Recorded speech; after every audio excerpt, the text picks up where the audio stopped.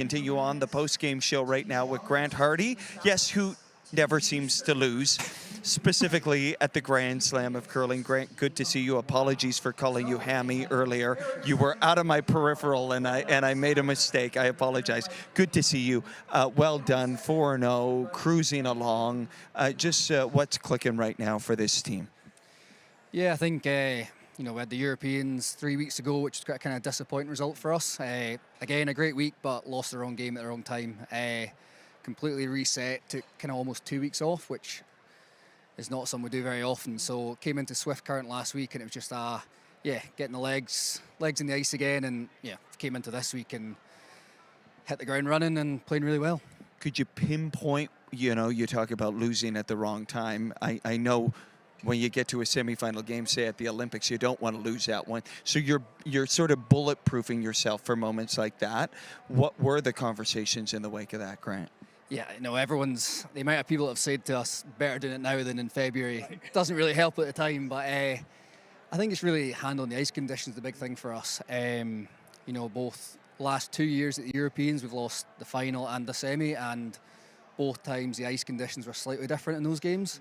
And we probably just didn't adjust quick enough. So good conversations about how we adjust, how we kind of trust each other to believe the feedback we're getting, and hopefully that'll set us in good stead for February. What has this run been like? I mean, and specifically here in Saskatchewan, you win the Western Showdown in Swift Current. You're playing so well here. You have the Mount Mafia and fans loving you guys. You are beloved in Canada, Grant. What does that mean to you? And what does it say about your team? Yeah, I think, yes, we love to compete, but we also love to have fun doing it. We just love coming to Canada, the support we get. I think the fans can see that we enjoy it too. And when you're enjoying it on the ice, you maybe warm to the fans a little bit more and try and play it the right way. And as you said, we're in a hell of a run at the moment, and long may it continue. We have some breaking news here on the post-game show that Team Mowat sort of set off, and so we can tell you now that Waddle is into a tiebreaker against Returnez tomorrow morning, and I'm now learning that Ryan Fry, the 2014 Olympic champion for Canada, who has been coaching Returnez, has been called into action. Amos Mazaner had a prior engagement that we always knew about going into the weekend, and so Ryan Fry is dusting off his curling shoes, Grant, and he's into action, and I understand he threw about 150 rocks today. To be honest, I'm scared to chirp him in case we end up playing him in the quarterfinals, but I think he'll have needed those rocks. He's probably not thrown in a few years, but tough one as well, because the Waddle boys are good friends of ours and obviously from Scotland, so it's hard to know who to cheer for, but I'll certainly be watching it. You'll be ready to go, no doubt, and that is a good point. We are now getting a bit of a playoff picture here.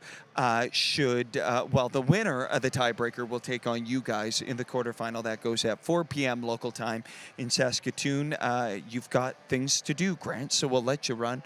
Appreciate you. Get some rest, and we'll see you here tomorrow. Thank you. See you tomorrow.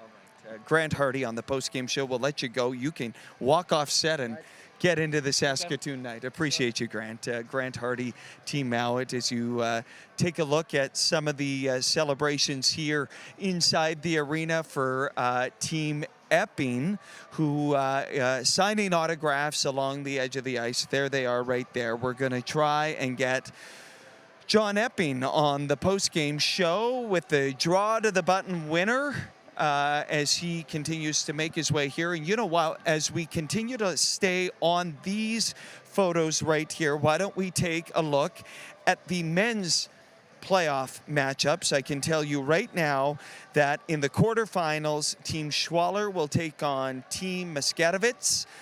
It'll be, how about this? Just learning these matchups. It'll be Schuster versus Guju in the quarterfinal here.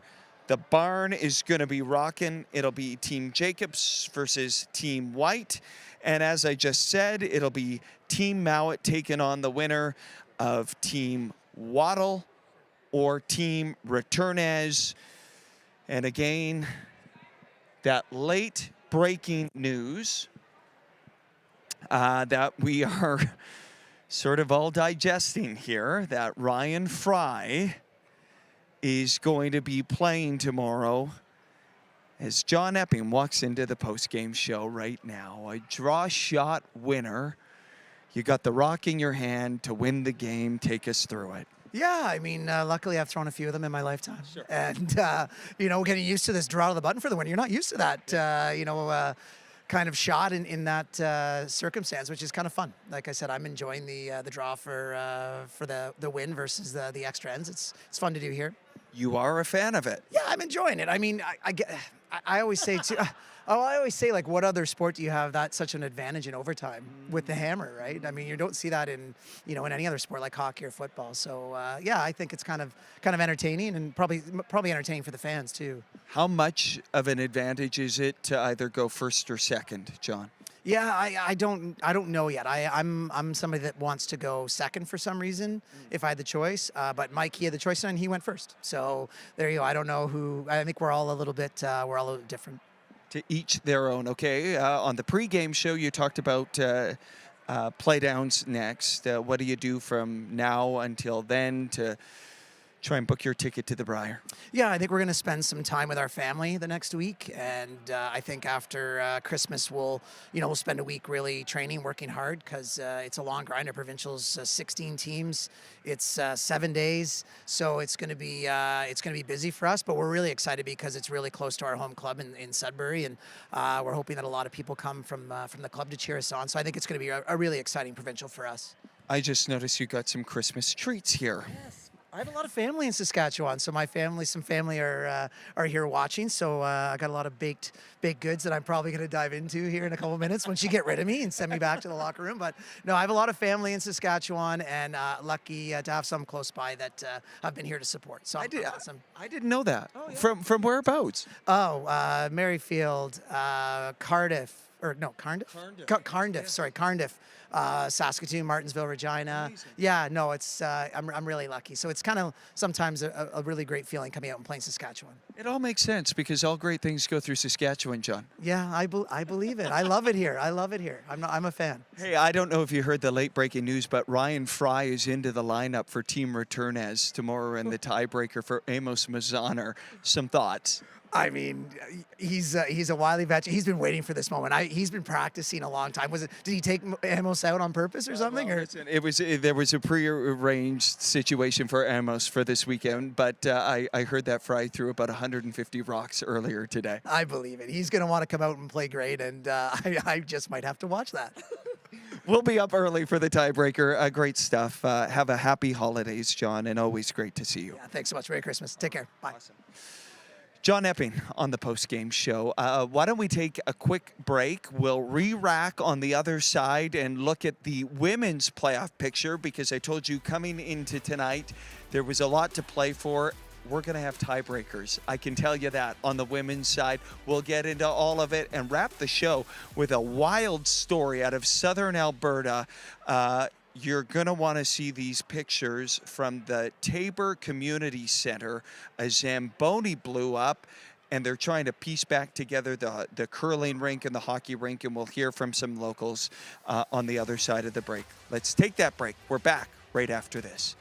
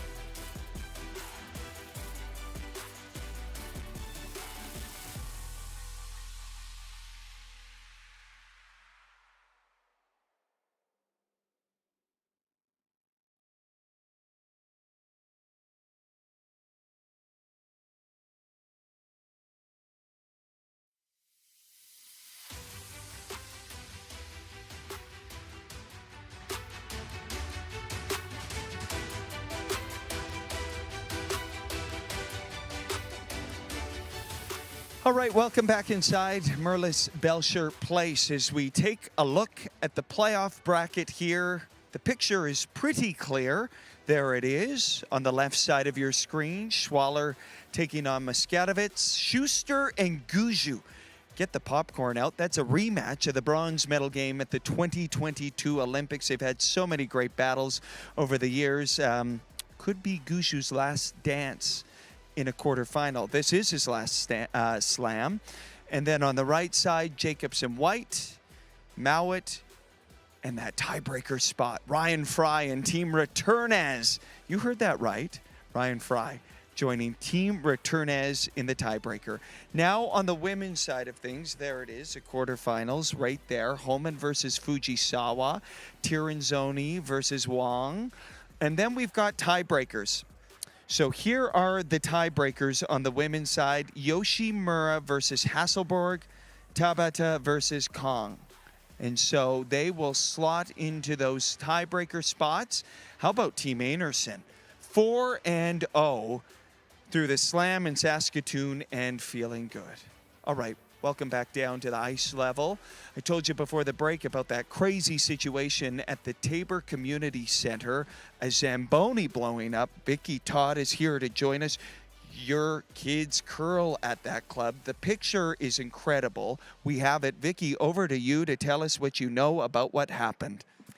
I can't tell you too much because I'm obviously not an official, but as a parent, we've heard this explosion. We've heard footage and seen footage of the indoors area. Just such a tragedy for a small community. It's the heart and the hub of a small community is the rink. And of course, we know curling, but the hockey rink is affected as well. And just such great people involved in that community center. And we're just really upset by that, obviously. Take a look at the screen here, our monitor in front of us. From what I can tell, it looks like the hockey arena's on one side, the curling club on the other. Tell us what it's like to walk into that curling rink in Tabor, what we would hear, what we would see, what that would all be like. Tabor is just such a special place.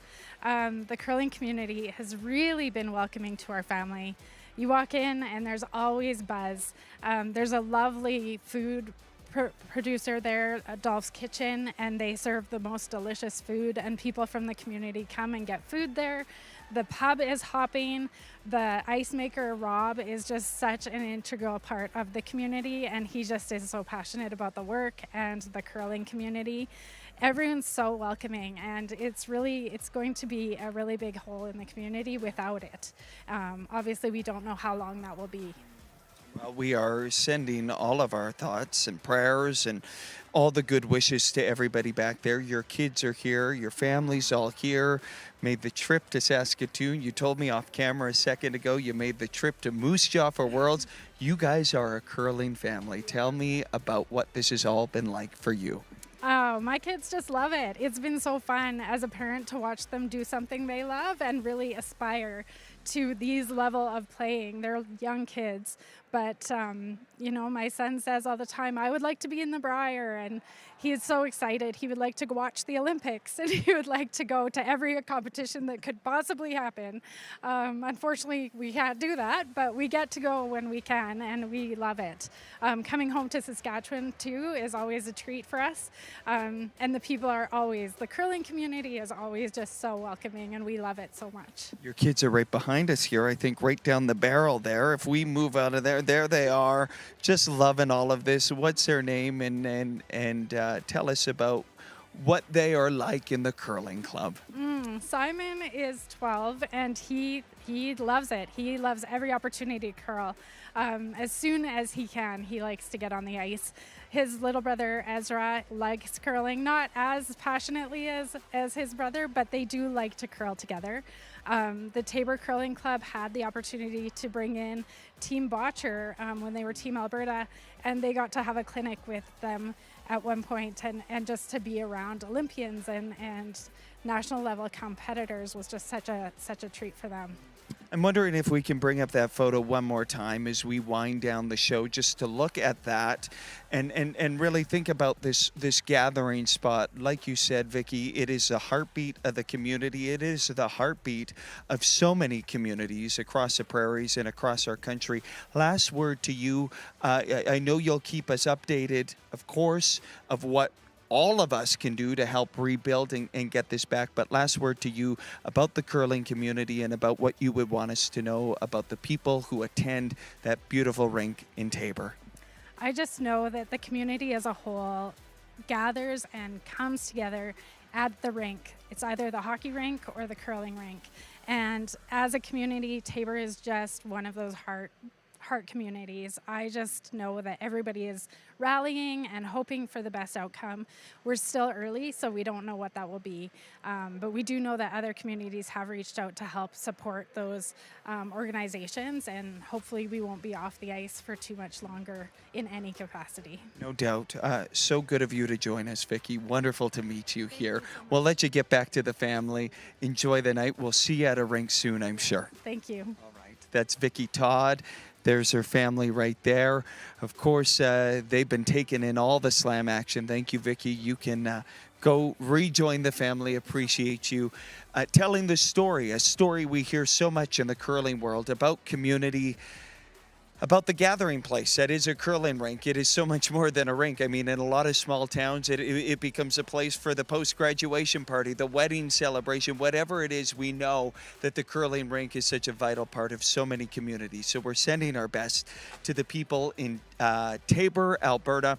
We'll continue to track that story, no doubt. The story here still unwritten, as we have 2 days left at the HearingLife Canadian Open in Saskatoon, the Paris of the Prairies. It's going to heat up on playoff Saturday. We know a bit of the playoff picture. Start the coffee at 8:30 a.m. local time. We have tiebreakers at noon, the women's quarterfinals at 4 p.m., the men's quarterfinals, and then semifinals Saturday night. And there's no place we'd rather be. Home for the holidays.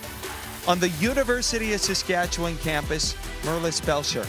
Curlers still signing autographs. It's who they are. We'll say so long for now. From Merlis Belcher Place in Saskatoon, we're back here tomorrow. Watch it all on rockchannel.com.